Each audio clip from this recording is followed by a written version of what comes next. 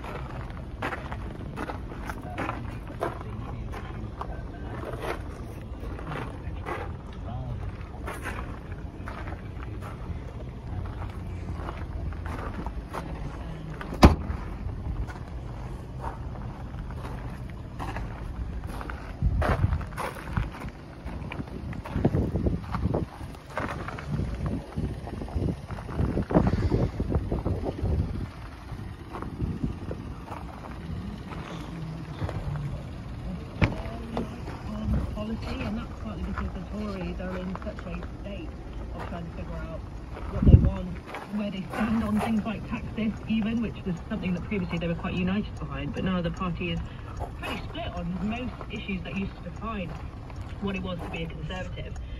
So, I mean, they're probably broadly happy that this will be, you know, Rishi Sunak. He was a chancellor during a time of national crisis. He would presumably respond to this with quite a lot of experience and very well.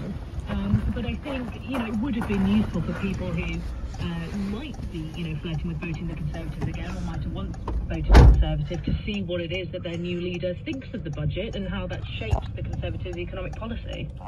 Sean, I know you love my games, but I think I was asking this when the Conservative leadership contest got down to two, like who would be more fun to watch at the dispatch box, and I think at the time the consensus pretty much was Kemi Badenoch. But in terms of style, who, like, we had these words for Angela Rayner, Kemi Badenoch, what do you reckon? Because I'm just trying to figure out how she would be up against Keir Starmer. I'm just trying to, I can't see the dynamic yet. Well, I think she has got a confrontational style at the dispatch box, and because we do have the advantage that we've seen both of these candidates at the dispatch box when they've been ministers, and so we know what Kemi Badenoch has been like when she's been answering questions. And actually, as well, since the election, we've seen her up against Angela Rayner in the Commons a couple of times, and you know, she is quite confrontational. So I think it will be a challenge for Keir Starmer. I can't imagine we'll get too many of the kind of consensual moments that we've had when Rishi Sunak has been answering questions in the weeks since. Do you think that would be much different with Robert Jenner and Keir Starmer?